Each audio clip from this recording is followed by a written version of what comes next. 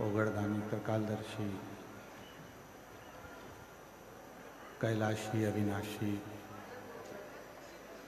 भगवान शिव, जिनकी पुनीत पावन पवित्र शिव महापुराण की कथा बाबा देवादिदेव महादेव भगवान शिव की पवित्र पावन करुणा, उनकी उदारता से ये पवित्र पावन शिव महापुराण की कथा माघ मेला त्रिवेणी संगम प्रयागराज जी की पवित्र पावन भूमि पर चल रही है। श्री सतुआ बाबा सेवा शिविर के पवित्र प्रांगण में ये पवित्र कथा का दिव्य और भव्य आयोजन श्री जगत गुरु महामंडलेश्वर श्री संतोषाचार्य जी महाराज सतुआ बाबा जी, जिनके अथक प्रयास से पूरे माघ मेले का एक आनंद, और उसमें भी खाक चौक में भगवान शिव की परम कृपा श्री सतुआ बाबा जी के परम सानिध्य में हो रहा है।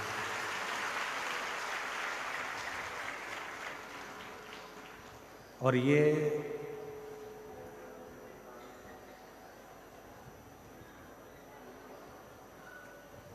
सत्य मायने में तो ये कथा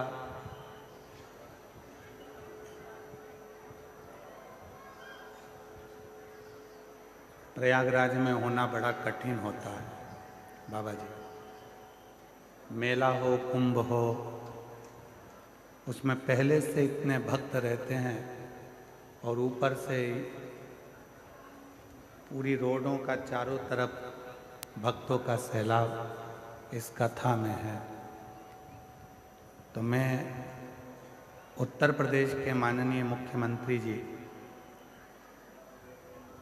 गोरक्ष पीठ के पीठाधीश्वर माननीय मुख्यमंत्री जी श्री योगी जी को और उनकी संपूर्ण प्रशासन को बहुत बहुत साधुवाद धन्यवाद देता हूँ, जिन्होंने इस कथा को बड़ी सुचारू रूप से संभाल रखा है और पूरे मेला क्षेत्र को बड़ी दिव्यता और आनंदता के साथ संचालित कर रहे हैं। एक बार संपूर्ण प्रशासन के लिए जोरदार ताली बजाकर उनके लिए साधुवाद है। कथा मंडप में ही विराजमान अयोध्या से पधारे महाराज श्री हमारे चित्रकूट वाले महाराज जी परम प्रिय, उनको भी हम नमन करते हैं। गोपाल बाबा जी जो भेंट द्वारका से हैं, ये भले भेंट द्वारका में रहते हैं पर भेंट लेते नहीं है, देते हैं। तो बड़ी साधुता है इनकी। एवं सभी कथा मंडप में विराजमान संत साधु, गिरिराज जी से पधारे हमारे पंडा जी के सुपुत्र डाकघर वालों के बहुत बहुत साधुवाद। ऐसी दिव्य कथा में मुख्य यजमान पद श्री चंद्रभान सिंह चौहान जी, कहीं बैठे हों तो खड़े हों। मुख्य यजमान चंद्रभान सिंह चौहान जी, श्री सरकार सिंह चौहान जी, श्रीमती थानेश्वरी चौहान जी, स्वर्गीय हीरा देवी की स्मृति में डॉक्टर गजेंद्र सिंह चौहान जी, डॉक्टर अंजू चौहान जी मेरठ उत्तर प्रदेश से हैं। एक बार जोरदार ताली बजा करेंगे यजमान परिवार का स्वागत अभिनंदन करिए और विराज। आपको बहुत बहुत साधुवाद जो इस पवित्र पावन कथा के आप प्रयागराज की भूमि पर मुख्य यजमान पर ग्रहण करें हैं। ये 5 दिवसीय शिव महापुराण की कथा है।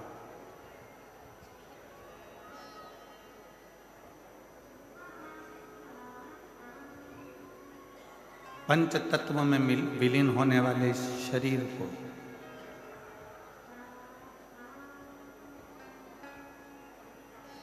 जो मिला है अपने माता पिता के द्वारा, इस शरीर को कैसे शिव से लगाया जाए, इस शरीर को कैसे परमात्मा की अविरल भक्ति में लगाया जाए, इस शरीर को कैसे भगवत भजन में लगाया जाए, कैसे भगवत नाम में लगाया जाए, ये शिव महापुराण की कथा हमको सिखाती है।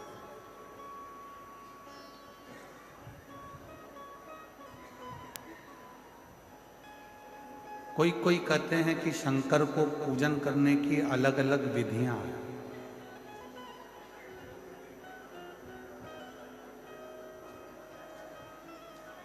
कोई कहते हैं भगवान शंकर को रिझाने के लिए अलग अलग भाषाएं।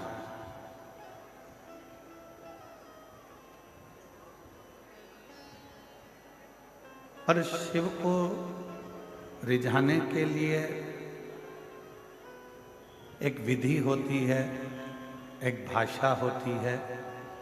पर शिव महापुराण की कथा कहती है कि शंकर भगवान विधि से भी प्रसन्न बहुत बाद में होते हैं और भाषा से भी प्रसन्न बहुत बाद में होते हैं। सबसे पहले शिव प्रसन्न होते हैं तुम्हारे मन की अविरल भक्ति और विश्वास। तुम्हारे भीतर विश्वास कितना है, तुम्हारे भीतर भक्ति कितनी है, तुम्हारे भीतर भरोसा कितना है, दृढ़ता कितनी है, कितना आप भगवान शिव पर विश्वास करते हो, कितना आप शिव जी पर भरोसा करते हो, कितनी दृढ़ता आपकी शिव के प्रति है, कितना भरोसा आपका शिव के प्रति है।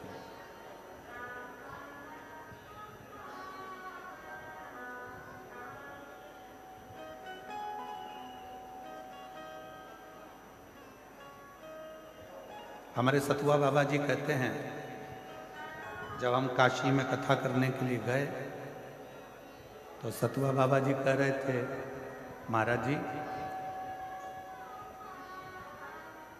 ये मणिकर्णिका के घाट पर सतुआ बाबा शिविर के सामने से, सतुआ बाबा आश्रम के सामने से ना जाने कितने कितने शव अर्थियां रोज निकलती प्रतिदिन।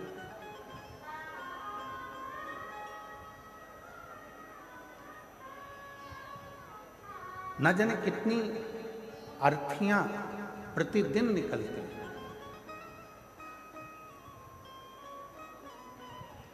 तो सतुआ बाबा जी बता रहे थे कि हमारे जो गुरुजी थे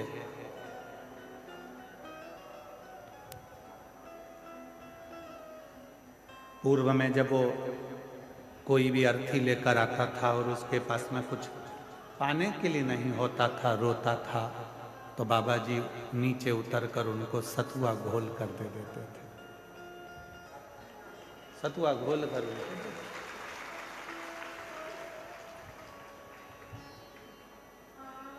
पर बाबा जी हम परम पूज्य जगत गुरु महामंडलेश्वर श्री संतोषाचार्य जी महाराज जी को कहेंगे, गुरु का कहते हैं कि चेले में एक अंश जरूर रहता है और वो अंश आपके भीतर भी आपके गुरु का है।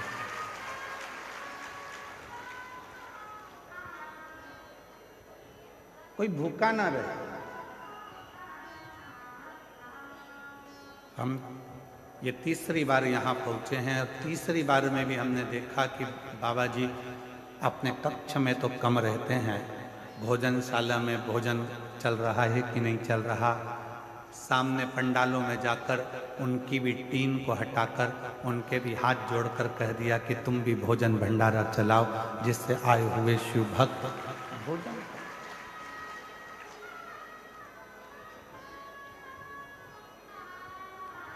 एक गुरु वो होता है जो अपना कक्ष या पंडाल नहीं छोड़ता, और एक आप पर आपके गुरु की कृपा है जो भोजन व्यवस्था, अन्य व्यवस्था, खुद दौड़ दौड़ कर व्यवस्थाओं को देखना, ये एक सच्चे गुरु के शिष्य का प्रमाण, सच्चे गुरु।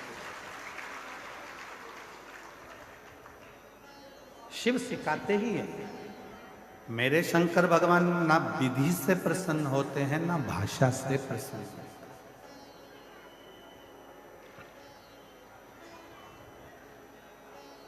कौन सी विधि हमारे पास में हो कि हम भगवान शंकर को प्रसन्न करें?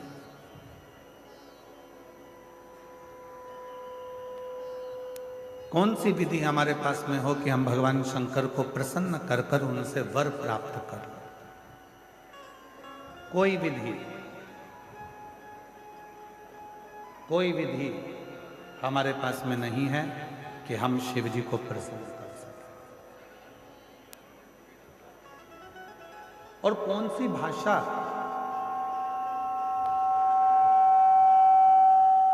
हम कौन सी भाषा बोलें जिससे हमारे देव अधिदेव महादेव प्रसन्न हो जाए? कौन सी भाषा? तो कहा एक विश्वास की विधि है, एक भक्ति की विधि है और प्रेम की भाषा है। ये दो चीजें अगर हमारे पास में है तो हमारा देव अधिदेव महादेव प्रसन्न भी होता है और वर भी होता है।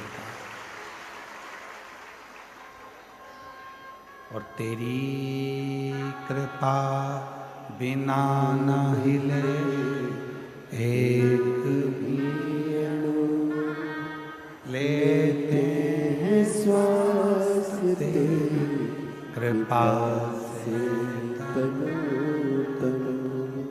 बखान क्या करूं मैं राखों के ढेर का, चपटी भभूत में खजाना कुबेर का। हे गंगाधर मुक्ति द्वार ओंकार तू, भोले ओंकार तू। आयो शरण तिहार शंभु तार। शिव एक विधि से प्रसन्न हो जाते हैं, वो विश्वास की विधि है और भक्ति की विधि।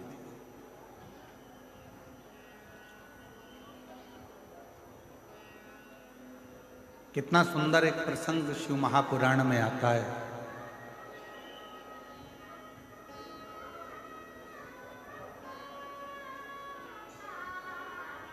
उत्तर भारत में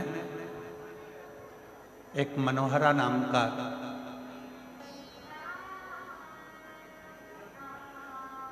एक भगवान शंकर का शिव भक्त निवास करता था। शिव भक्त और भगवान शंकर का वो परम भक्त, भगवान शिव का वो परम भक्त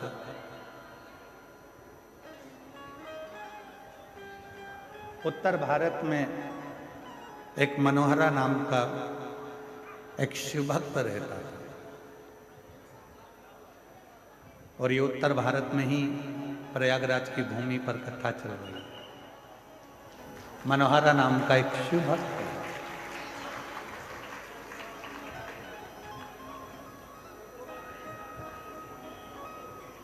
सुतार का काम करता था। सुतारी जानते हो आप लोग? जम के तो बोलो। सुतार मतलब लकड़ी का कुर्सी, टेबल, कुछ ना कुछ जो लकड़ी का काम होता है वो करता है। उसका एक नियम था। एक मट्टी का उसके पास में घड़ा था। उस घड़े से गंगा जी का जल रोज भरता था और रोज शिव जी को चढ़ाता था। सारी समस्या का हल एक मिलता है। रोज भरता, रोज शिव को चढ़ाता, प्रतिदिन।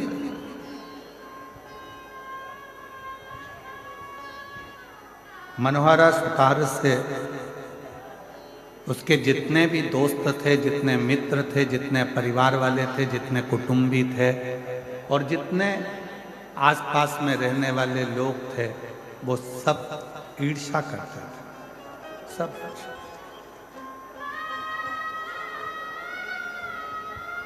वो कहते हैं ना, घमंडी को ईश्वर नजर नहीं आता। घमंडी को ईश्वर नजर नहीं आता, ईर्ष्यालु को पड़ोसी नजर नहीं आता और क्रोधी को उसका परिवार नजर नहीं आता। कोई घमंडी है, उसके अंदर घमंड भरा हुआ है, उसके अंदर घमंड भरा पड़ा है, तो उसको ईश्वर नजर नहीं आएगा। वो घमंड उसके अंदर यदि भरा पड़ा हुआ है तो उसको ईश्वर दिखेगा ही नहीं। ऐसे कई लोग हैं जिनको रोज समझाना पड़ता है कि राम है, कृष्ण है, कृष्ण है, शिव है, शिव है। पर कई घमंडी ऐसे पड़े पड़े हुए हैं, अपनी घमंड में इतना ज़्यादा वो फूले हुए हैं कि वो राम और कृष्ण शिव को मानने को तैयार ही नहीं।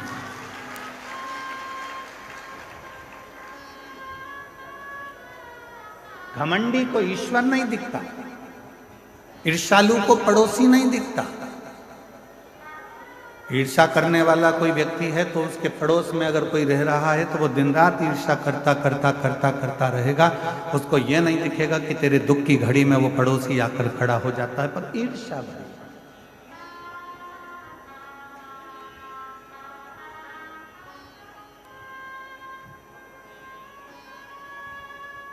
क्या करने आए हो प्रयाग की भूमि पर?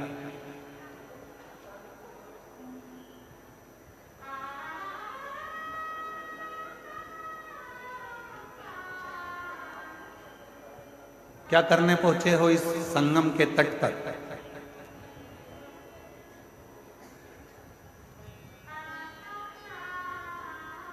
संगम के तट पर अक्षय वट के पास में नाग वासुकी का मंदिर है। आप लोग तो प्रयाग के हो, कौन कौन गया है जरा हाथ उठाओ, जरा रखिए। प्रणाम आपको, जो आप होकर आए हो लोटा भर जल चढ़ाकर। नाग वासुकी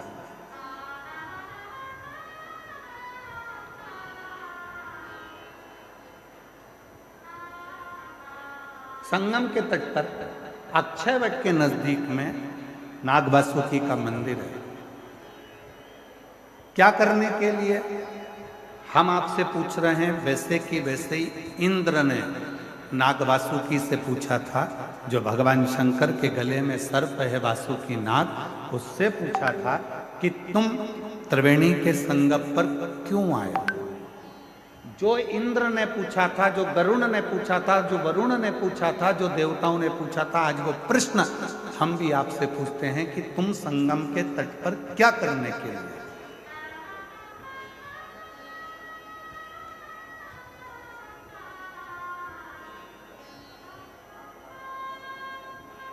हजारों वर्ष पुरानी कथा आज फिर सतुआ बाबा के शिविर में वही प्रश्न लेकर खड़ी हो गई, जो देवताओं ने भगवान शंकर के गले में पड़े हुए नाग वासुकी से पूछा था। वो प्रश्न आज फिर सामने आकर खड़ा हो। देवताओं ने नाग वासुकी से पूछा कि तू त्रिवेणी के संगम पर क्या करने आया?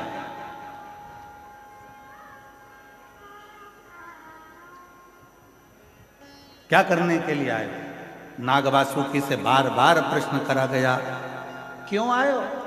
ये गंगा यमुना सरस्वती के संगम पर नाग वासुकी क्या कर? आज वही प्रश्न हम आपसे कर रहे हैं, क्योंकि आप सब प्रयाग के रहने वाले हो। आपसे पूछा जाए कि आप त्रिवेणी के संगम पर क्या करने आए, प्रश्न यहां खड़ा होता है। तो नाग वासुकी ने कहा,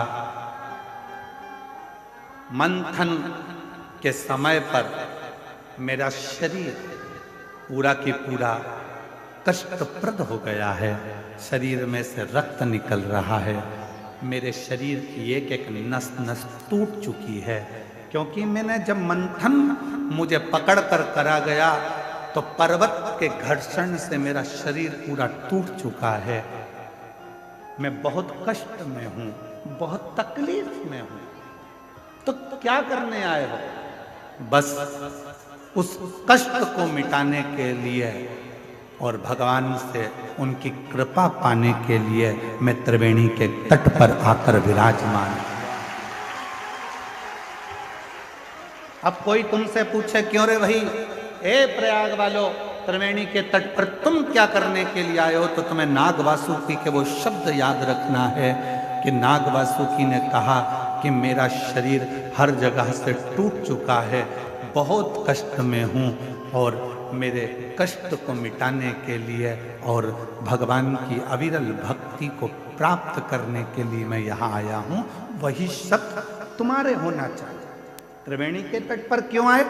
जब हम राम नाम जपेंगे, कृष्ण नाम जपेंगे, शिव नाम जपेंगे, भगवान की भक्ति करेंगे, भजन करेंगे, मंत्र जाप करेंगे, नाम जाप करेंगे, इस प्रयागराज की भूमि पर त्रिवेणी के संगम पर बैठकर हम कल्पवास करेंगे, भगवान की अविरल भक्ति प्राप्त करेंगे, तो हमारे जितने दुख हैं वो तो कटेंगे ही, साथ में भगवान शंकर की और राम की, कृष्ण की अविरल भक्ति भी हमको प्राप्त।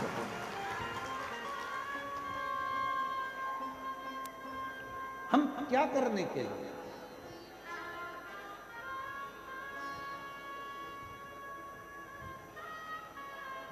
भोजन तो आप अपने घर पर भी कर सकते थे। बोलो बोलो, जम के बोलो जरा। और जितनी भी मेरी जीजी आई हैं ना, ये खाली हाथ नहीं आई हैं, घर से कुछ ना कुछ खुरमा, मठरी, चक्की, लड्डू, तिल्ली का कुछ ना कुछ बनाकर लाई हैं। जैसे ही अंदर देरी होती है निपटा जाती है। बस अपने भाई को नहीं खिलाती है, बाकी के तो निपटा जाती हो।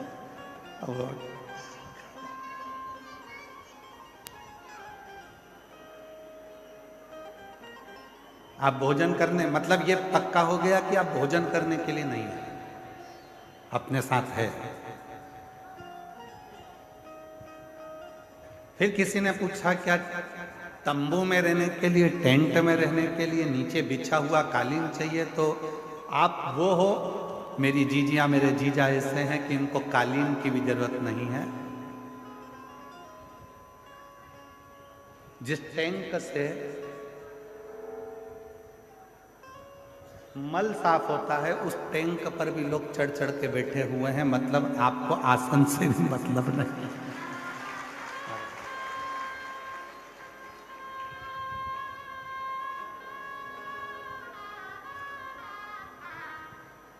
उस पे भी चढ़ के लोग बैठे।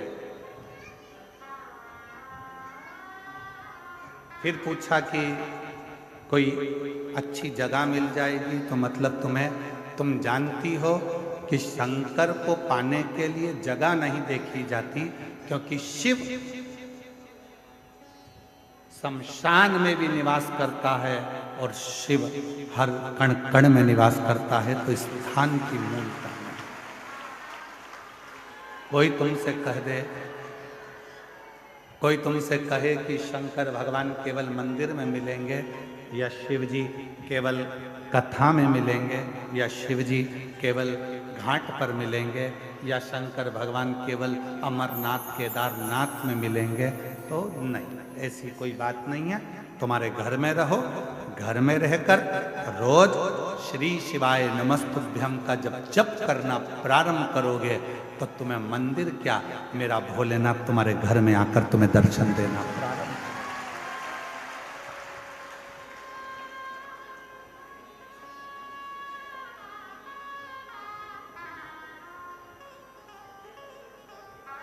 हमारे शैलेंद्र जी एक लाइन गुनगुनाते हैं कि मन को बना ले मन में शिवाला, संग चलेगा वो तेरे डमरू।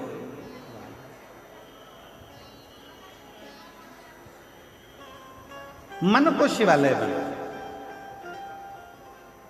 और जिस दिन तुम्हारा मन शिवालय बन गया उस दिन तुम्हें शंकर को ढूंढने जाने की जरूरत नहीं। मत जाओ। मनोहरा की कथा करिए। उत्तर भारत की भूमि पर शंकर भगवान का एक भक्त मनोहरा ऐसा रहता था, शिव महापुराण की कथा कहती है कि वो मनोहरा सुतार का काम करता था, लकड़ी का काम करता था। उसके पास में एक मट्टी का केवल कलश था, लोटा था, पात्र था, जिससे वो शंकर को रोज गंगा का जल समर्पित करता था। प्रतिदिन रोज गंगा का जल रोज समर्पित करता था प्रतिदिन। एक दिन धर्म पत्नी चिढ़ गई। होता है ऐसा, पति अच्छा रहता है तो पत्नी थोड़ी सी क्रोधी रहती है, और पत्नी अगर अच्छी है तो पति थोड़ा क्रोधी रहता है। भगवान जब भी जोड़ी बनाता है ना तो बड़ा सोच समझ कर बनाता है। देख लो, तुमको यहीं से मतलब नहीं है, तुम तो त्रेता युग से चालू हो जाओ।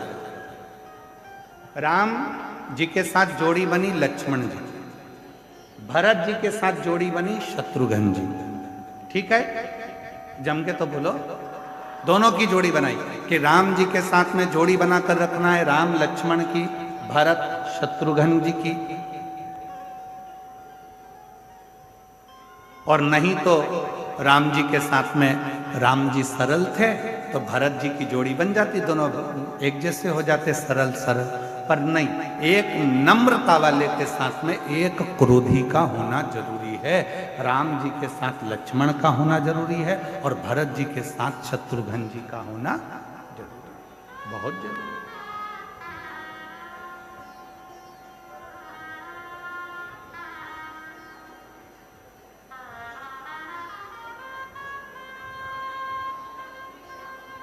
पति गुस्से वाला है, पत्नी थोड़ी सी नम्र।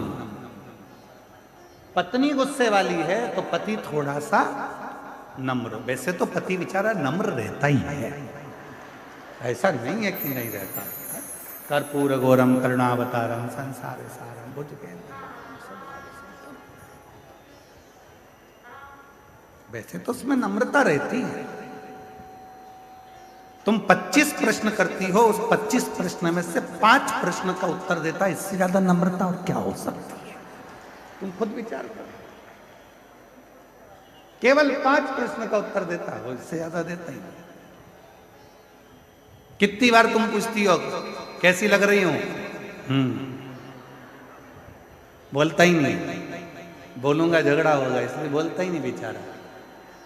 अपनी तेल कंगा करता रहता है। फिर आ गई सच के सिर पे जूड़ा मुड़ा बांध के, कैसी लग रही है? वो कंगा कर रहा था, कंगा से मूछे सेट कर रहा है। फिर आ गई, अब की और सिर पे पल्लू डाल के पूछ रही, कैसी लग रही हो? कैसी? फिर बोला, ऐसी लग रही जैसे हरी घास में भैंस चल रही है। अब बोला तो घर डोला। अब बोला ही तो वो कुछ प्रश्न का उत्तर देता, वो देता ही नहीं। उसकी सरलता बहुत सहज होता है।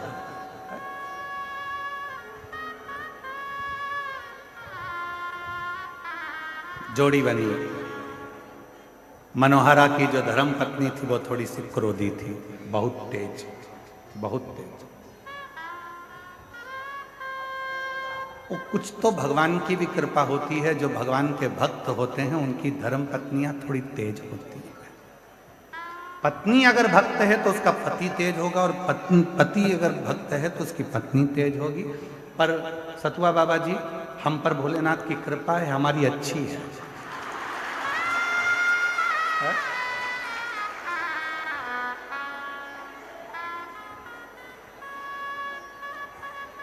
अगर वो थोड़ी गड़बड़ होती तो हम तुम्हारे आश्रम में नहीं आ पाते।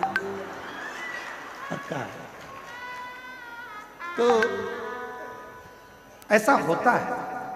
और कोई कोई परिवार ऐसा होता है, जितने मेरे कल्पवास कर रहे हैं इस माघ के मेले में, जितने मेरे कल्पवासी हैं उनकी धर्म पत्नी भी अच्छी है, पति भी अच्छा है, दोनों मिलकर साथ में कल्पवास कर रहे हैं भगवत वचन। कई बहुत बाबा की कृपा से कहीं शिव जी की बड़ी करुणा है जो ऐसे पति पत्नी हैं कि दोनों हर साल कल्पवास करने के लिए 1 महीना दोनों रहकर अपने झोपड़े में, अपने टेंट में, पंडाल में भगवत भजन कर कर भगवान की अविरल भक्ति को प्राप्त कर। अविरल। तो मनोहरा की जो पत्नी थी, मनोहरा की जो पत्नी थी,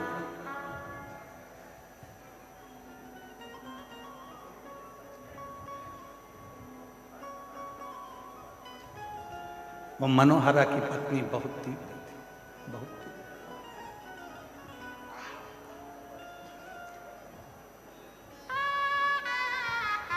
बहुत उठाया उसने अब की बार पानी का जो घड़ा था, जिस घड़े में वो गंगा जल लेकर शिव जी के मंदिर जाता था, शंकर जी को जल चढ़ाता था, उस घड़े को मनोहरा की पत्नी ने आज तोड़ दिया।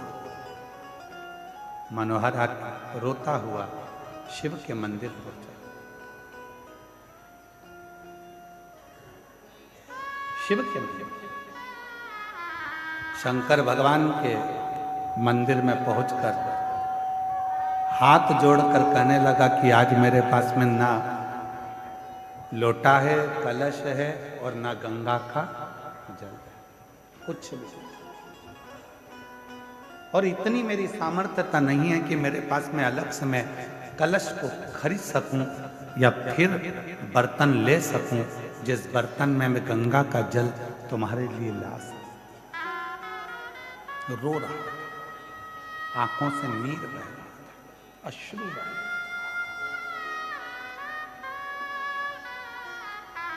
रोते रोते रोते रोते आखिरी में वो शंकर के शिवलिंग से चिपक गया।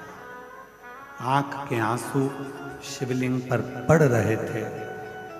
मनोहरा रो रहा था। जाने लगा रोते रोते शंकर भगवान उस शिवलिंग में से प्रकट होकर मनोहरा का हाथ पकड़कर खींच लिए। हाथ पकड़कर खींचा मनोहरा का, और बाबा भोलेनाथ से मनोहरा ने कहा कि रोज गंगा का जल लेकर आया, पर इतने सालों में कभी तू प्रसन्न नहीं हुआ, प्रकट नहीं हुआ, आज कैसे प्रकट हो गया? शिवजी कहते हैं मैं चांदी के या सोने के लोटे से प्रसन्न नहीं होता, मैं तो दिल से चढ़ाए हुए अश्रु के एक बूंद से भी प्रसन्न हो जाता हूं, जो भाव से मुझे समर्पित किया गया, जो तुमने मुझे भाव से दिया है। ना विधि थी उस मनोहरा सुतार के पास में, ना विधि थी उस मनोहरा सुतार के पास में, ना भाषा थी उस मनोहरा सुतार के पास में, ना कोई नियम था उस मनोहरा सुतार के पास में, तो केवल एक लोटा जल था, इसके सिवाय कुछ भी नहीं। नानी बाई का मायरा सुना है आप लोगों ने? जम के तो बोलो। नानी बाई के मायरे में नानी बाई का जो नरसिंह जी, जो नानी बाई के जो पिताजी थे नरसिंह मेहता जी, नरसिंह मेहता जी के बड़े भाई थे मदन मेहता जी।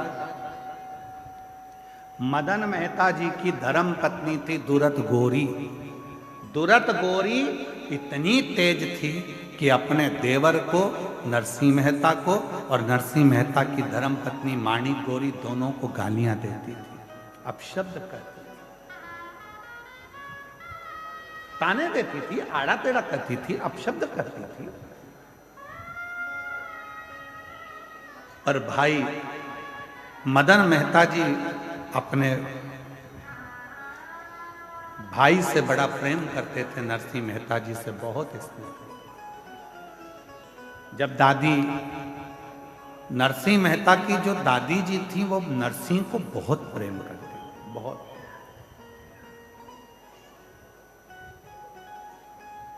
तो माणिक गोरी दादी को स्नेह करती थी, प्रणाम करती थी, पर दुरत गोरी कभी दादी को प्रणाम नहीं करती। प्राण छूट गए दादी के, मर गई। नरसिंह मेहता की पत्नी भी खूब रोई और नरसिंह मेहता की भाभी भी बहुत रोई। पर नरसिंह मेहता की पत्नी जी को समझ में नहीं आया कि मेरी जेठानी दिन रात गाली देती थी दादी सास को, और दादी सास मरने के बाद ये गले चिपक चिपक कर रो रही है, सिर पे इतना लंबा लंबा पल्लू डाल के रो रही है। सास जिंदा थी तो पल्लू रखा यहाँ, और सास मर गई तो पल्लू रखा बिल्कुल छाती तक, और चिपक चिपक कर रो रही है। और थोड़ी देर तक रोई चिपक कर, उसके बाद देवरानी से बोली मैं पानी पी के आई, अब तू रो ले। जब देवरानी रोने के लिए बैठी माणिक गौरी, तब उसको समझ में आया कि मेरी जेठानी चिपक कर इसलिए रो रही थी कि सास के कान में सोने की मुर्की थी जो कान में डली थी, उसको दांत से कटक रही थी निकाल। जब वो मुर्की निकल गई, रोते रोते लेकर गई और पानी के मटके में उसको डाल दिया, और आकर बोली कि अब दादी जी को लेकर चले जाओ, कब तक रखोगे। रोते रोते उनको लेकर गए। दादी जी के जाने के बाद 13 दिन नहीं हुए पूरे, और नरसिंह मेहता की भाभी ने नरसिंह मेहता को घर से निकालने का प्लानिंग कर लिया। जब प्लान बनाया उसको निकालने का, तब बड़े भाई को लगा कि मेरा बेटा, मेरा भाई आखिर जाएगा कहाँ, कहाँ जाएगा। तो फिर बड़े भाई ने विचार करा कि दुनिया में एक ऐसा है, वो देव अधिदेव महादेव, जो ठोकर खाए हुए व्यक्ति का साथ निभा देता है।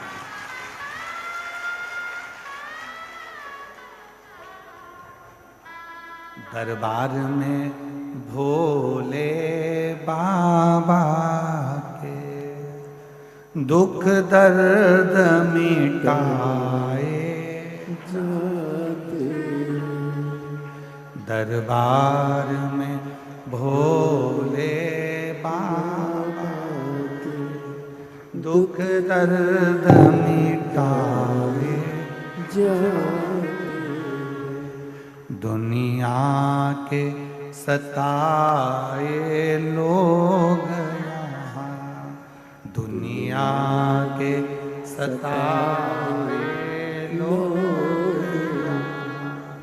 सीने से लगाए जाते हैं, सीने से लगाए।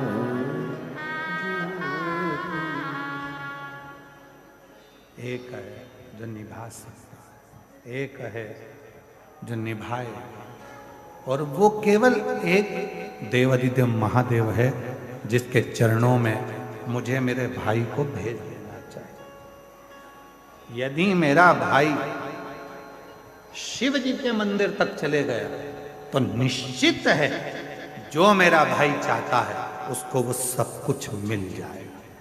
जरा स्मरण करिएगा, नरसिंह मेहता का मायरा कब बचा, कब स्मरण हुआ।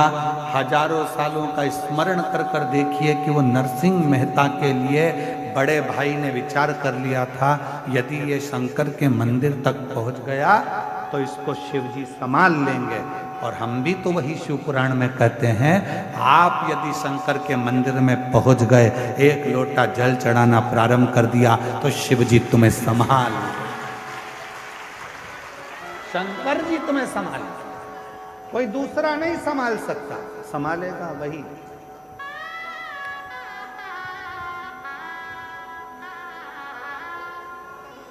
दुनिया के सताए लोग यहाँ सीने से लगाए सीने से लगाए दरबार में डमरू वाले दुख दर्द मिटाए दुख दर्द मिटाए जाते। आप शिव जी के दरवाजे तक पहुँचो, शंकर जी की चौखट तक पहुँचो, शंकर जी के मंदिर में एक लोटा जल चढ़ाने के लिए पहुँचो, शिव तुम्हारे दुखों को काटना प्रारंभ कर दे। शिव तुम्हारे कष्टों को मिटाना प्रारंभ कर, जाना पड़ेगा। तेरे मंदिर में आना मेरा काम है और मेरी बिगड़ी बनाना तेरा। जाओ। नरसिंह मेहता जी शिव जी के मंदिर में पहुंच गए। रोते रोते पूरी रात नरसिंह मेहता जी ने निकाल दी। शंकर भगवान ने हाथ पकड़ा नरसिंह मेहता जी का और उनसे पूछा, तुझे क्या चाहिए? मैं जिस सांवरिया का भजन करता हूं सांवरिया का दर्शन करा दो। भारत की भूमि क्या पूरे विश्व की धरा पर केवल एक नरसिंह मेहता ऐसे संत थे जो जीते जी गौलोक धाम जाकर भगवान कृष्ण और राधा जी का दर्शन करे थे। गौलोक धाम में जहां पर भगवान की रास लीला का दर्शन हो रहा था, नरसिंह जी को ले जाकर वहां खड़ा कर दिया। नरसिंह जी को ले जाकर खड़ा करा, रास चल रहा था। सांवरिया से भगवान कृष्ण का ध्यान गया नरसिंह जी की ओर। सांवरिया जी दौड़ कर गए नरसिंह जी के पास में। हमारे यहां तो लोग मर जाते हैं तब आते हैं, तू तो जीते जी आ गया रे, तुझे लेकर कौन आया? नरसिंह जी बोले, वो शंकर जी लाए थे। इतने में सांवरिया सेठ ने बोला, अगर शंकर जी लेकर आए हैं फिर तो तू कहीं पर भी पहुंच सकता है, तेरा दुखड़ा कोई पर भी जाकर कहे, बाबा पूर्ण तरह से तेरे दुखड़े को मिटा सकता। किसी की सामर्थ्यता नहीं है, वो मिटाएगा, दुख काटेगा तो वो शिव काटेगा, कोई दुख नहीं काट सकता। ब्रह्मा ब्रह्मलोक में है, भगवान विष्णु वैकुंठ लोक में है।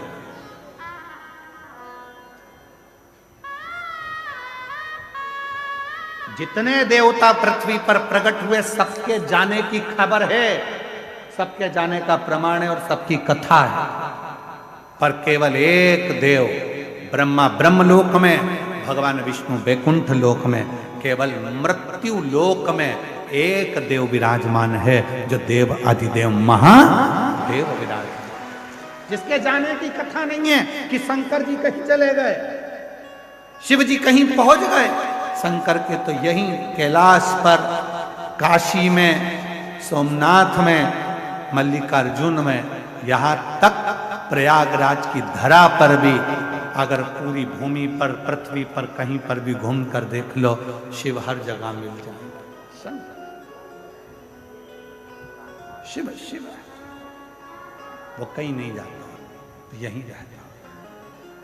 उसको अपना दुखड़ा आप कह सकते।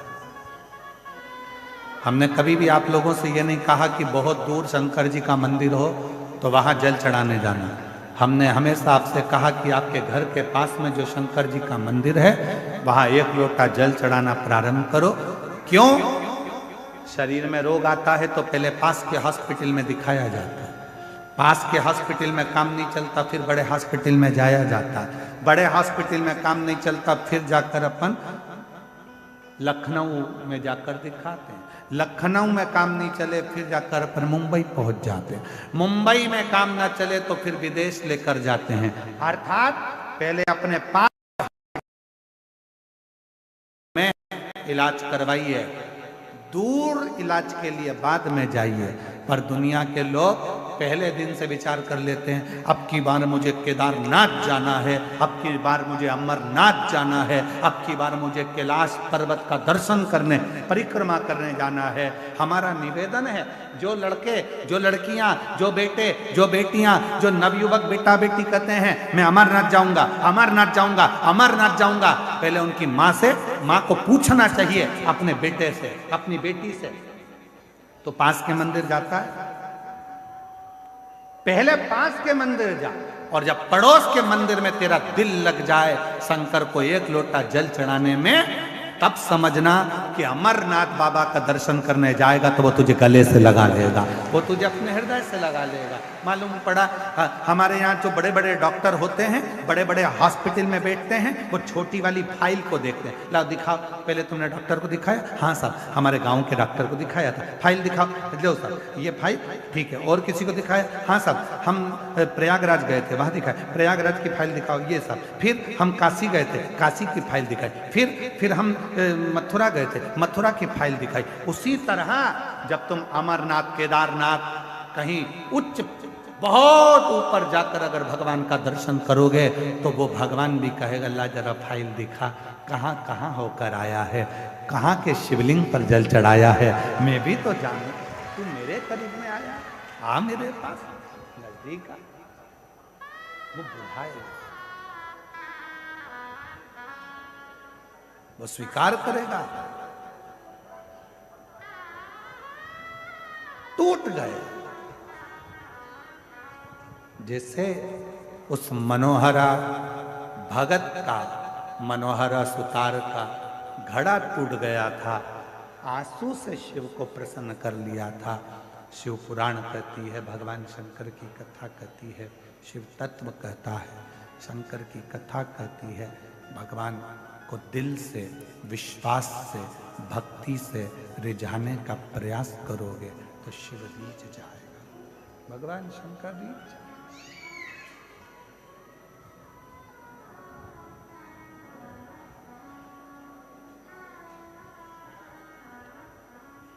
कुछ नहीं है हमारे पास। क्या है तुम्हारा? शरीर भी तो तुम्हारा खुद का नहीं है, माता पिता ने दिया। धन कहते हो तुम्हारा है तो वो भी तुम्हारा को किसी ना किसी ने दिया है। कुछ भी तुम्हारा नहीं है, केवल एक ये आत्मा जो परमात्मा ने खुद ने दी है। इसलिए शिव जी कहते हैं कि मुझे ये वस्तुओं से रिझाने का प्रयास मत करना, मुझे अगर रिझाना तो तेरे मन से। जिस दिन तू मुझे अपने हृदय से एक लोटा जल चढ़ाएगा, दिल मुझ में लगा लेगा, समझ लेना उस दिन मैं तेरा हो गया और तू मेरा हो गया। जितने तेरे दुख हैं, जितनी तेरी तकलीफ है, जितने तेरे कष्ट हैं, जितनी तेरी बीमारी है, जितने तेरे तकलीफें हैं, वो सब मेरी होगी, तेरा कुछ भी नहीं। फिर किसी ने कहा पानी में इतना दम होता है क्या कि एक लोटा जल, पानी में इतना दम होता है क्या कि जल चढ़ाया और जल चढ़ाते से ही शिव जी हमारे दुख काटना प्रारंभ कर देते हैं। पानी में कितना दम होता है।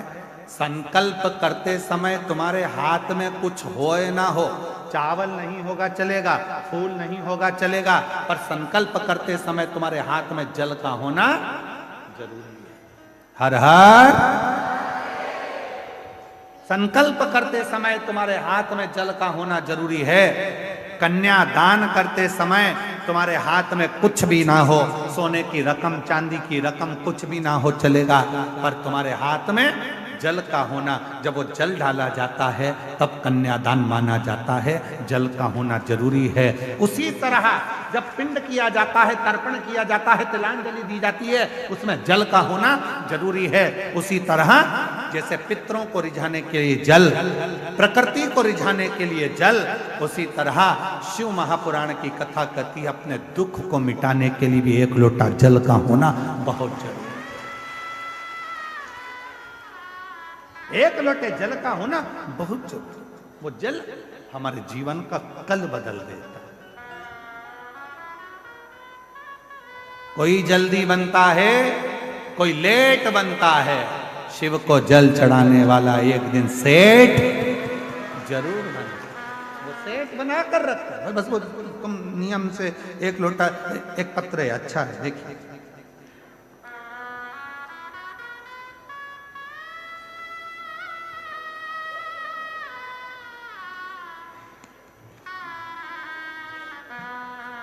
ममता सोनकर, मेरा मोबाइल नंबर ये है।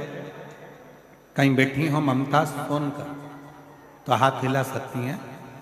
ममता सोनकर अगर कहीं बैठी हो तो हाथ हिला सकती हैं, और अगर बैठी हो तो आ सकती हैं एक बेलपत्र लेने के लिए। कहीं बैठी हो तो हाथ हिलाए, और अगर आई हो तो एक बेलपत्र लेने के लिए आ सकती। मेरा नाम ममता सोनकर है। मैं 2757 सेक्टर एच जानकीपुरम लखनऊ की निवासी हूँ। जानकीपुरम लखनऊ से आई, गुरुजी, मैं ममता सुनकर कावड़ भरने 2024 में सीहोर गई थी। कंकर शंकर की पूजन करी, पंडाल में बैठकर कथा श्रवण करी। मैं बताना चाहूंगी गुरुदेव, मेरा पुत्र हर्षवर्धन जो नीट का एग्जाम कई सालों से दे रहा था पर उसका नीट क्लियर नहीं हो रहा था, तब मैंने अपने बेटे से कहा कि तू एक बार शिव महापुराण की कथा पंडाल में बैठकर श्रवण कर, तू देख बाबा कैसे कृपा करता। और मेरा बेटा शिव महापुराण की कथा को यही प्रयागराज की धरा पर सुनने के लिए पूर्व में आया और बाबा की ऐसी कृपा हो गई कि आज बाबा ने मेरे बेटे को नीट एग्जाम क्लियर करा दिया। वो MBBS की पढ़ाई कर रहा है और आज मेरा बेटा डॉक्टर बनने जा रहा है। मैं बाबा को यहाँ प्रणाम करने के लिए, थोड़ा समय लग सकता है, लगेगा, पर वो फल जरूर देगा। तुमने जो एक लोटा जल समर्पित करा, तुमने जो एक लोटा जल चढ़ाया, तुमने जो एक लोटा जल समर्पित करा है, तुमने जो एक लोटा जल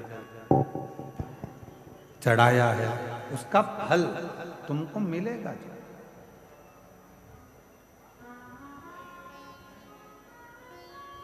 आपको लगता है कि आप लोग कथा सुनने के लिए, हमको नहीं लगता। हमको तो लगता है कि हमारा भोले बाबा तुम्हारी झोली में जरूर कुछ देने वाला होगा, इसलिए तुमको कथा के पंडाल में लाकर बिठाता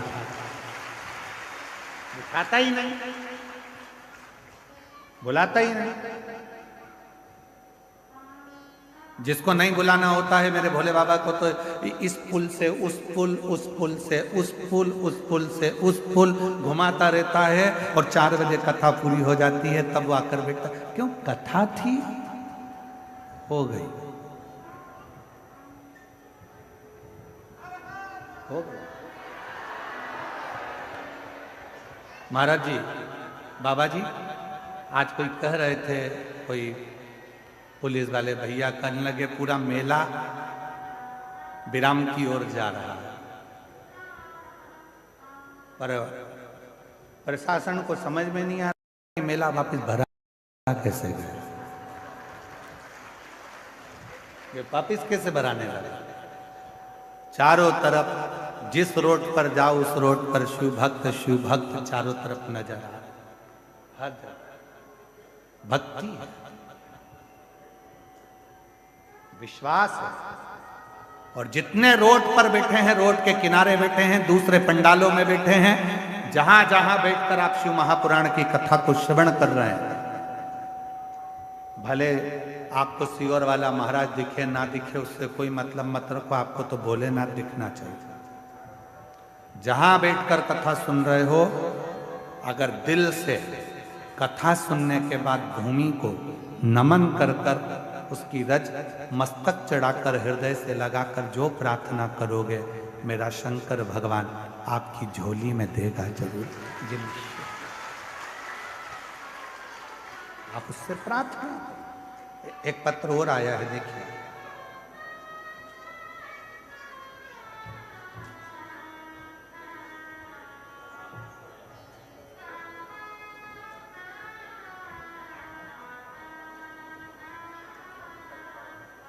अन्नू साव,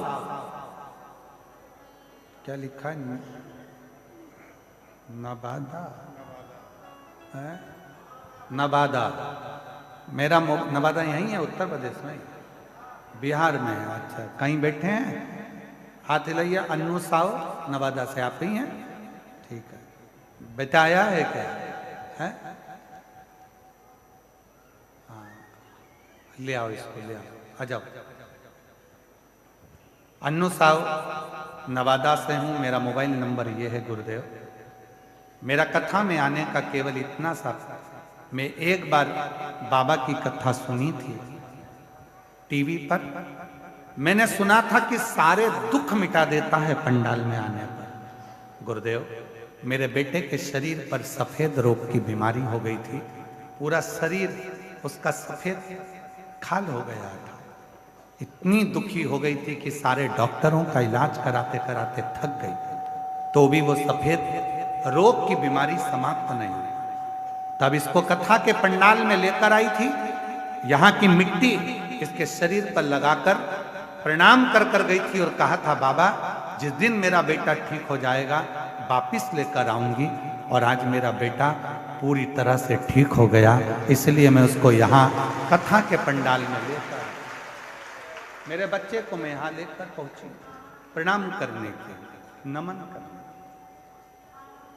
और जो जैसी भावना लाया वो वैसा ही फल पाया, नहीं खाली उसे लौटाया, वो मन ही मन हर्षाया, और कर दिया माला काशी वाले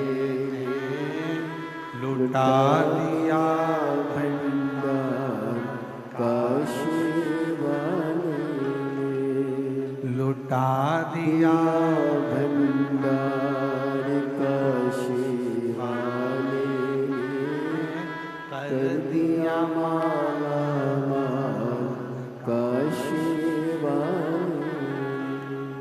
तुम जिस भावना से, जिस विचार से, जिस सोच से, जिस मन से शिव को रिझाते हैं, शिव आपको स्वीकार कौन ना करे। ब्रह्मा जी शिव जी को समझ नहीं पाए, स्वयं ब्रह्मदेव शंकर भगवान को नहीं समझ पाए। स्वयं ब्रह्मा, कई लोग कहते हैं ब्रह्मा जी तो सृष्टि का निर्माण करने वाले, सृष्टि को रचने वाले, सृष्टि को निर्माण करने वाले, सृष्टि को बनाने वाले, और वो ब्रह्मा जी नहीं समझ पाए। ब्रह्मा जी भी शिव जी को नहीं समझ पाए। ब्रह्मा जी भगवान शंकर को नहीं समझ पाए। मेरी जीजियों, मेरे जीजाओं, मेरी बेटियों बेटाओं, मेरे बुजुर्ग माँ बाप, याद रखना, दुनिया का कोई व्यक्ति तुमसे कह दे कि शंकर भगवान को मैं अच्छे से जानता हूं, समझता हूं, समझ लेना पक्का झूठेला है, पक्का झूठ बोलने वाला।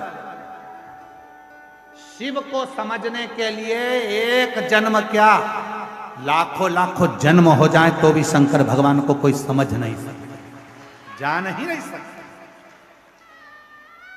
इसलिए अपन को ज्यादा प्रपंचा में नहीं पढ़ना, अपने को तो एक लोटा जल, सारी समस्या का हल, और बोल बम का नारा है, बस। इससे ज्यादा अपने को माथा पच्ची करना भी नहीं है। कोई तुमसे कहे तुम शंकर जी की पूजन को जानते हो, नहीं जानते। शंकर जी का अभिषेक करना जानते हो, नहीं जानते। शंकर जी को रिझाने का कोई मंत्र आता है, नहीं आता। शंकर जी को क्या पसंद है, मालूम नहीं। तो फिर शंकर जी के मंदिर क्यों जाते हो, मिलने। किससे, शंकर जी से। तो शंकर जी तुझे देखते हैं क्या, वो देखे चाहे नहीं देखे, मैं तो देखता हूं बहुत है। कुछ नहीं आता, कुछ भी नहीं।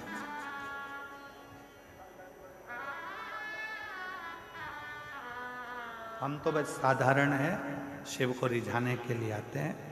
और वो कहते हैं ना कि मैं हूं प्रेम रोगी, मेरी दवा तो कराओ, जाओ जाओ जाओ काशी वाले को बुलाओ। मैं हूं प्रेम रोगी, मेरी दवा तो कराओ, जाओ जाओ जाओ काशी वाले को बुलाओ। इससे ज्यादा हमें कुछ नहीं आता। मैं उसको देख लूं, वो मुझे देख ले, एक लोटा जल इस शरीर से चढ़ जाए और मेरा बाबा मुझे स्वीकार कर ले, इससे ज्यादा मुझे कुछ नहीं। मेरा शंकर मुझे नहीं, बस।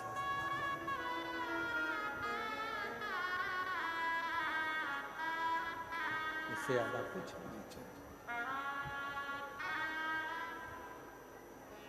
कुछ नहीं। कोई मंत्र आता है तुमको, नहीं।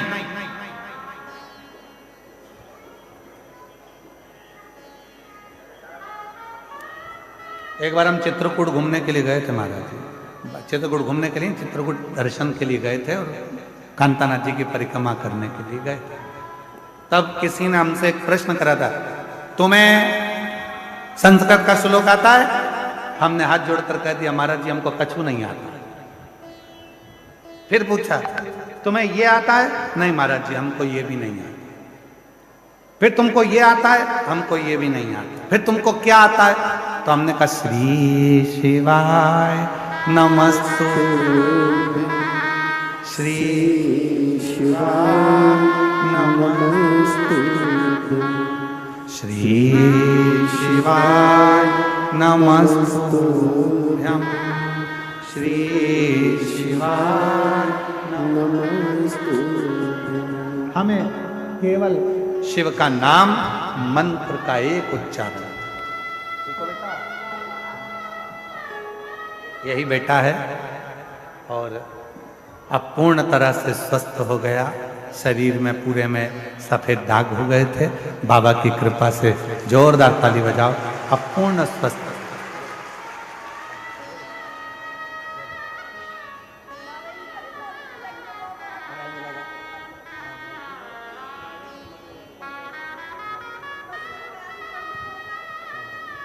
रोते नहीं बेटा, आंसू पोंछ के जाओ, खुश हो।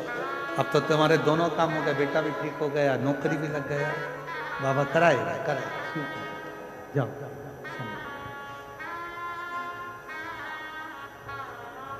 बेटे के शरीर पूरा के पूरा सफेद पड़ रहा था, चमड़ी पूरी। बाबा से विनय करने आई थी, बाबा की मिट्टी को नमन कर प्रणाम कर कथा सुनी, 7 दिन बाबा को नमन कर कर चली गई। आज फिर पत्र लेकर आई है अपने पति और बेटे के साथ। पति की नौकरी नहीं थी, उसके लिए भी विनय कर कर गई थी, नौकरी भी लग गई, बेटा भी ठीक हो गया। बाबा को नमन कर कर, बाबा को प्रणाम कर कर विनय करो।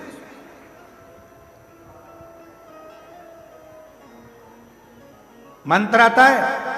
नहीं आता। तब करते हो? नहीं। साधना? नहीं। क्या करते हो? एक लोटा जल, सारी समस्या। इससे भगवान प्रसन्न हो जाएंगे? बिल्कुल।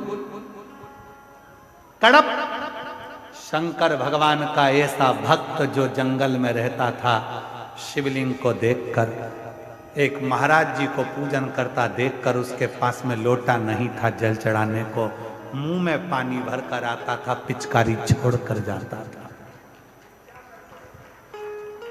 पर शिव ने कृपा कर दी, उसको ना विधि आती थी ना विधान आता था, न मंत्र आता था, ना तंत्र आता था, ना साधना आती थी, ना जप आता था। उसको तो केवल एक काम, मुंह में पानी भरा, पत्तियों को तोड़ा, शिव को चढ़ाया, जल समर्पित प्राप्त हो गया। कुछ नहीं आता और सत्य बोलने में कुछ नहीं जाता। बोलो सही है कि गलत है? सत्य बोलो। मरने के बाद लोग बोलेंगे राम नाम सत्य है, जीते जी बोल लो सत्य, जो सत्य है सत्य।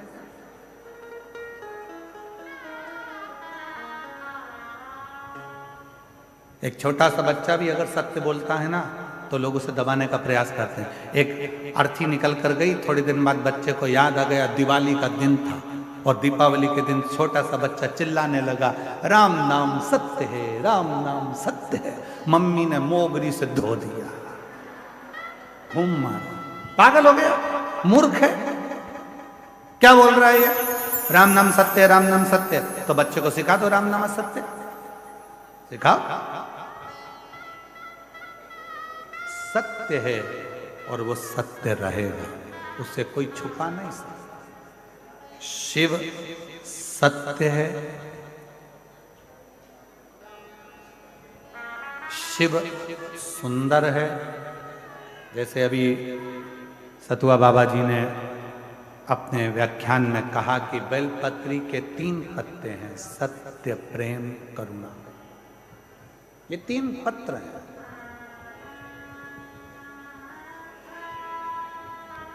और कोई कोई बेलपत्री 5 पत्ते की होती है तो उसमें 2 पत्ते और जुड़ जाते हैं, समर्पण और विश्वास।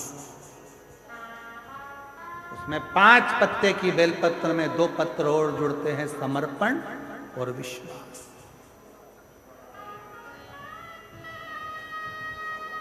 फिर 2 पत्ते जुड़े तो 7 पत्ते की बेलपत्र में साधना और तप। उस बेलपत्र के 2 पत्ते हो गए। ऐसे बेलपत्र के जब पत्र बढ़ते हैं तो शिव भी सोचते हैं कि यह साधारण पत्र नहीं है, ये तप, साधना, विश्वास, सत्य, ये सब जब सम्मिलित होता है तब कोई शिव की भक्ति को प्राप्त कर पाता है। शिव की भक्ति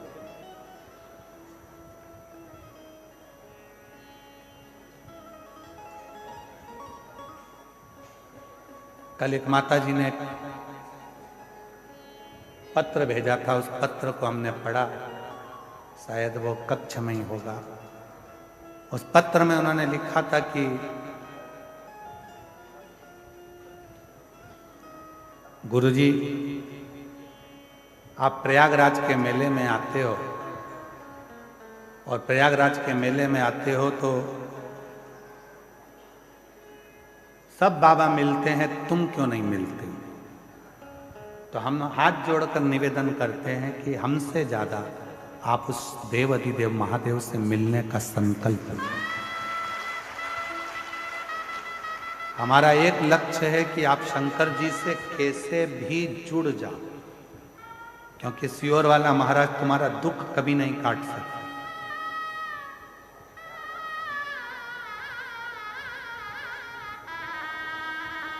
सियोर वाला महाराज कभी तुम्हारा दुख नहीं काट सकता। दुख काटेगा तुम्हारा देव अधिदेव महादेव, दुख काटेगा तुम्हारा विश्वास, दुख काटेगा तुम्हारा शिव, और दुख काटेगा तुम्हारा किया गया कर्म। कोई सियोर वाला बाबा तुम्हारा दुख नहीं काट सकता। तो हमसे मिलने से ज्यादा तुम्हारे अंदर उस परमात्मा से मिलने की ललकता होना चाहिए, उस परमात्मा से।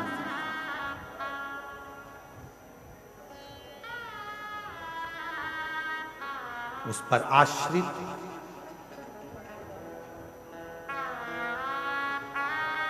जहां पर ज्ञान अहंकार में बदल जाता है, वहां फिर परमात्मा स्वीकार करना बंद कर देता है। आप विद्वान हो अपनी जगह पर, आप ज्ञानवान हो अपनी जगह पर, आप बहुत बड़े पद पर बैठे हो अपनी जगह पर जिस दिन तुम्हारे भीतर इन सभी चीजों का अहंकार आ जाएगा, तब समझ लेना कि मेरा भगवान तुमसे दूर हो गया, फिर मेरा परमात्मा तुम्हारे पास में नहीं, मेरा परमात्मा दूर है तुमसे।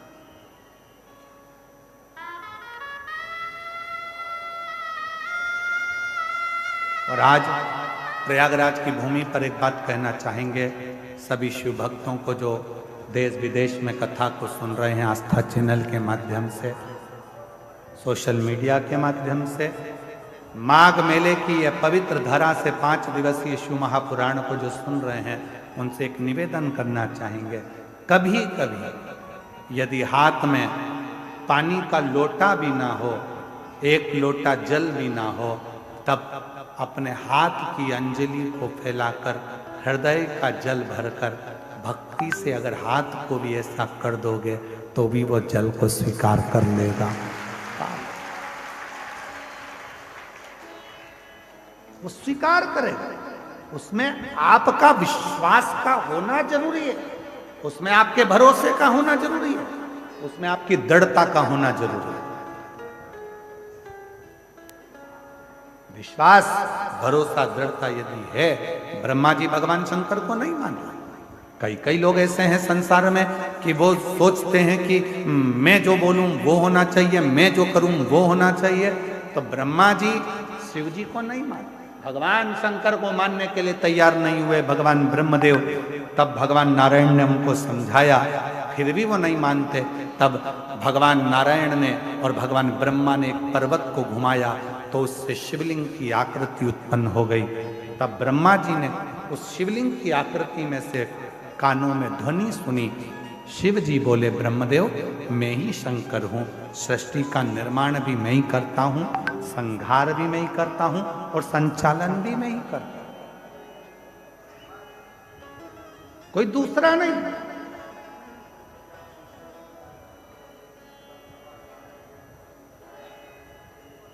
कई लोग कहते हैं घर में चला रहा हूं, झूठ मत बोलो, मर जाओगे, चला के बताओ। कई लोग कहते हैं दुकान में चला रहा हूं, झूठ मत बोलो, तुम्हारे बस की बात नहीं।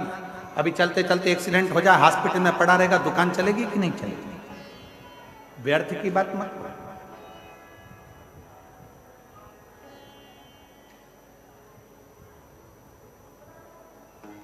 ये झूठ है।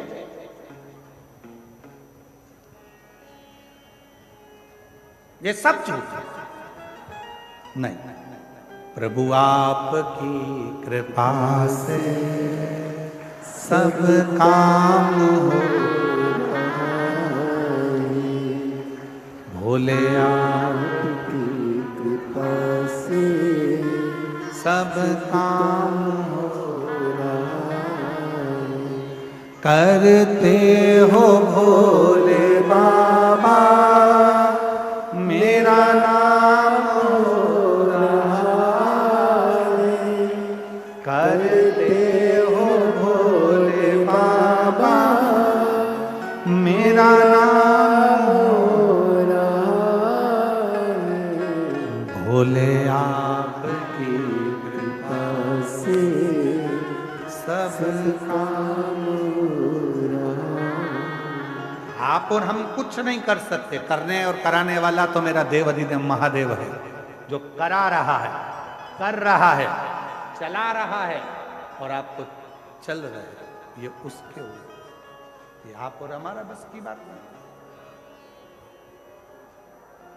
कोई कहे कि अगर मैं ना करूं तो कुछ भी ना हो, तो हमारा निवेदन है 2-4 घंटे के लिए मर के देख ले, चलेगा कि नहीं चलेगा? सब चलेगा।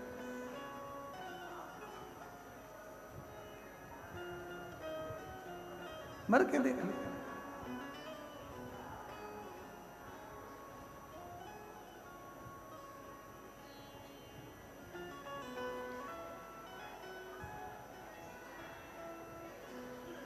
कोई मरता है, प्राण छूटते हैं, आप लोग उसके घर पे बैठने जाते हो कि नहीं जाते? जम के तो बोलो, जाते। क्यों जाते हो?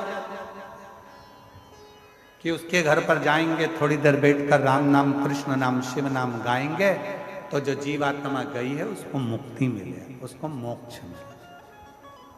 कितने लोग हैं जो मरने वाले के घर पर बैठकर भगवान का भजन करते हैं? कोई ना करता। पक्के झूठेले हो, कोई नहीं करता। वहां जाते से ही बैठते हो, सिर पे पल्लू वल्लू डाल के चुपचाप, वो भी मुसद्दी लाल जैसे बैठे रहे, तुम भी बैठे रहो चुपचाप। फिर पूछोगे क्या हो गया था,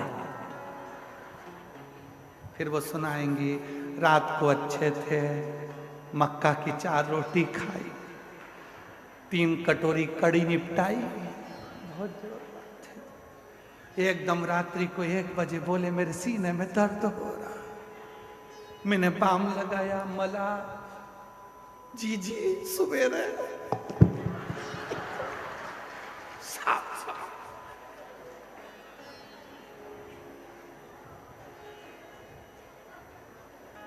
अब तुम्हें बताया, तुम गई, तुम्हारे बाद फिर कोई दूसरी आ गई, क्या हो गया था? मक्का की 2 रोटी खाई, 2 कड़ी की कटोरी निपटाई, रात को सीने में दर्द, बाम लगाया, सब करके देख जी। ये गई, फिर दूसरे 13 दिन में 1300 लोगों को स्टोरी सुनाई। उससे अच्छा एक सीडी बनवा लेती, प्लेयर पास में रख लेती, जैसे बेंजो वाले भैया ने डब्बा रखा है बाजू में आवाज आने के लिए, ऐसे एक डब्बा रख के प्ले कर देती वो सीडी में भरकर कि ऐसे मरा था सुन ले। ये जाकर मत पूछो मरने वाले के यहाँ कि कैसे गया, ये पूछो कि कहाँ गया।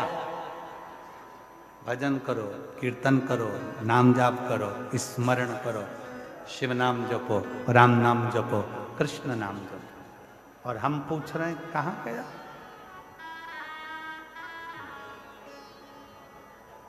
यही गलती है हमारी। हम मंदिर में जाकर क्या करते हैं? हम मंदिर में जाकर करते क्या? एक लोटा जल हम चढ़ा रहे हैं। और पहले भी कथा में कहा तुम्हारा पूरा एक लोटा जल शंकर जी को चढ़ना चाहिए, क्योंकि दुनिया के कई लोग कहते हैं कि हम जल चढ़ा रहे हैं, इतने दिन हो गए जल चढ़ाते, इतने दिन हो गए जल चढ़ाते, इतने दिन हो गए जल चढ़ाते, शंकर जी हमारी नहीं सुन रहा है, शिव जी हमारी नहीं सुन रहा है, पड़ोसी की सुन ली, तुम्हारी क्यों नहीं सुनी? उसका कारण यह है कि तुम्हारा एक लोटा जल शंकर जी को नहीं चढ़ रहा है, तुम्हारी दृष्टि में अभी भी भेद है। इसलिए आप लोगों से कहा था कि ये शिवलिंग, ये जलाधारी, ये जल बहने का स्थान, जिस पे शिवलिंग रखा है वो पार्वती जी का हस्तकमल है। जहाँ से पानी बहता है वहाँ राइट में गणेश जी, लेफ्ट में कार्तिकेय जी, बीच में अशोक सुंदरी। शिवलिंग के ऊपर जो बूंद बूंद पानी टपक रहा है वह शंकर जी की 5 लड़कियां, जया, विषहरा, शामली बारी, दौतली। शिव जी का पूरा परिवार जब एक ही जगह पर है तो तुम्हें जल कहाँ चढ़ाना चाहिए? शंकर के शिवलिंग पर। अब तुम जल चढ़ाने जाते हो तो वहां पर भी जाकर विचार करते हो कि जल लेकर पोची लोटा भर के शंकर जी को चढ़ा दिया, फिर पास में गणेश जी बैठे थे उनको चढ़ा दिया, पार्वती जी बैठी थी उनको चढ़ा दिया, नंदी बैठा था उनको चढ़ा दिया, फिर कार्तिकेय बैठे थे उनको चढ़ा दिया। अब सियोर वाला बाबा बोला कि एक लोटा जल सारी समस्या का हल। ईमानदारी से बोलो शंकर को पूरा एक लोटा चढ़ाइए कब?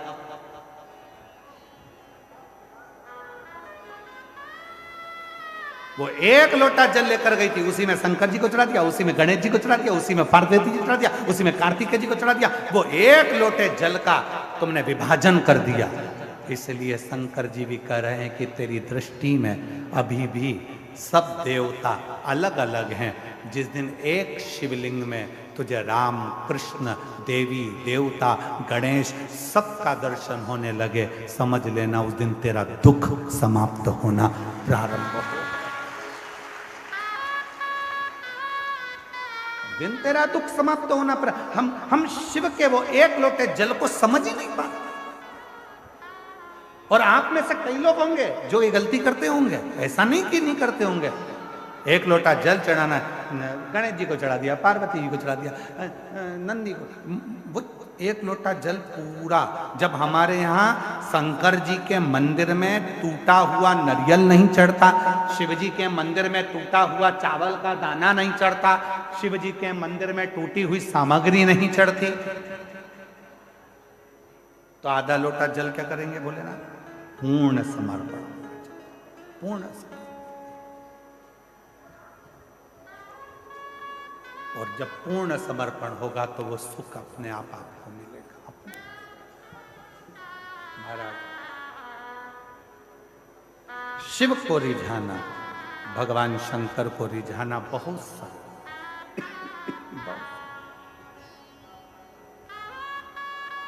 शिव को रिझाने में देरी नहीं होती। शंकर को जैसे ही जल चढ़ाया वैसे ही भोलेनाथ प्रसन्न होना प्रारंभ कर देते।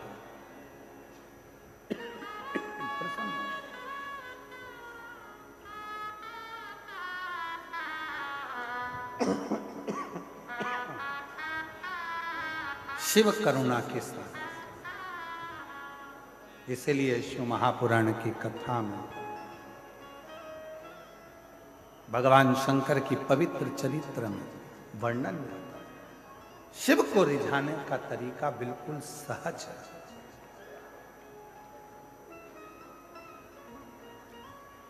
शिव जी को पूजन करने की विधि प्रिय है कि शिव जी को भाव प्रिय है। जम के बोलो जरा, सबकी आवाज आना चाहिए। भाव प्रिय। विधि, शिव को कोई बहुत ज्यादा विद्वान हो तो वो विधि से पूजन करे, पर शंकर विधि से ज्यादा भाव से प्रसन्न, भाव से।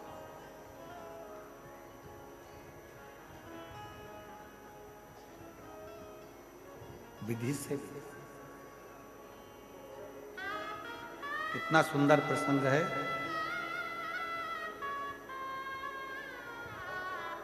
जलंधर की पत्नी वृंदा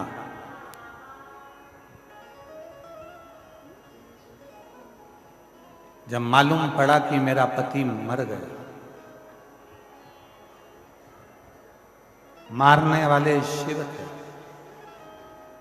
सातित्व को भंग करने वाले नारायण थे। नारायण के सामने वृंदा जाकर खड़ी होकर कहती है, अरे नारायण भगवान, तुमने मेरा सातित्व डिगा दिया। जैसे शिव जी की पत्नी सती जलकर भस्म हुई थी, वैसे ही आज मैं भी भस्म हो जाती। राख का ढेर बन गई वृंदा, राख का ढेर।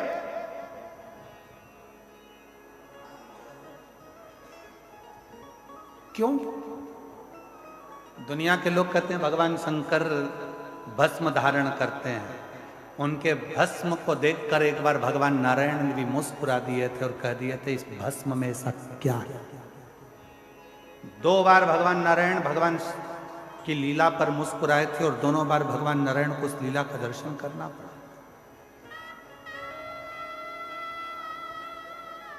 शिव के तन पर चढ़ी हुई भस्म, माता सती के शरीर की चढ़ी हुई भस्म देखकर भगवान नारायण सुदर्शन